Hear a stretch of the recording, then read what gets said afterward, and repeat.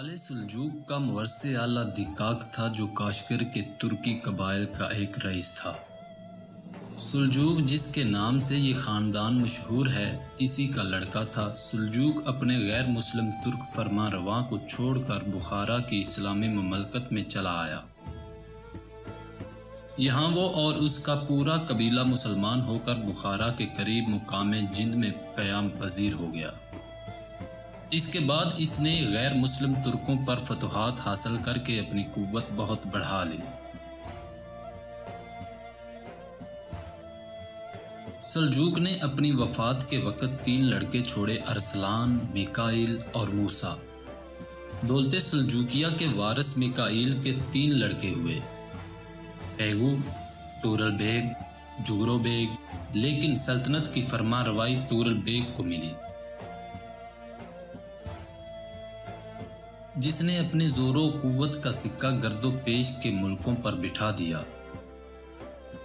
محمود غزنوی نے سلجوقیوں کی بڑھتی ہوئی قوت سے خائف ہو کر ان سے جنگ کا اعلان کر دیا، لیکن چند عارضی فتوحات کے بعد اس کو اور اس کے لڑکے مسعود کو شکستیں اٹھانی پڑی اور آل سلجوق تمام خراسان پر قابض ہو گئے۔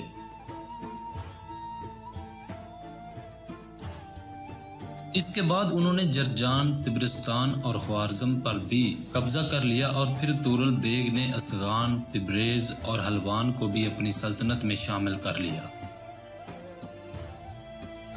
یہ وہ زمانہ تھا جب بغداد میں ترکوں اور آل بویہ کی باہمی مخاصمت نے سخت بدامنی پھیلا رکھی تھی۔ خلیفہ معتصم کے بعد دولت عباسیہ پر روز بروز ترکوں کا تسلط بڑھتا گیا، لیکن 4 صدی ہجری سے آل بویہ نے اپنا اقتدار خلافت بغداد پر قائم کرنا شروع کیا، جس سے ترکوں کی قوت پر اثر پڑنے لگا۔ ان حریفوں کی کشمکش نے تمام سلطنت میں ہنگامہ برپا کر دیا اور بغداد کی حالت خصوصیت کے ساتھ بد سے بدتر ہونے لگی۔ مجبور ہو کر ترک سرداروں نے نیز خلیفہ قائم بامر اللہ نے تورل بیگ کے اس فتنہ کے فروغ کرنے کے لیے طلب کیا، چنانچہ تورل بیگ رمضان 447 ہجری دسمبر 1055 عیسوی میں بغداد میں داخل ہوا اور ملک رحیم کو گرفتار کر کے دولت آل بویہ کا خاتمہ کر دیا۔ اب بغداد میں آل سلجوق کا اثر قائم ہو گیا۔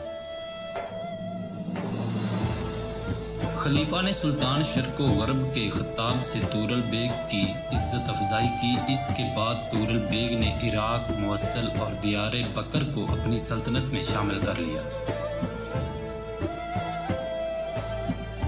پھر الپ ارسلان کے دور حکومت میں ایشیائے کوچک اور شام بھی فتح ہو گیا اور ملک شاہ نے 485 ہجری 1092 عیسوی میں ادن اور یمن پر بھی قبضہ کر لیا۔ اس طرح سے 5ویں صدی سے 7ویں صدی ہجری تک خلیفہ بغداد کے ایشیائے مقبوضات کا بیشتر حصہ آل سلجوق کی زیر نگی رہا۔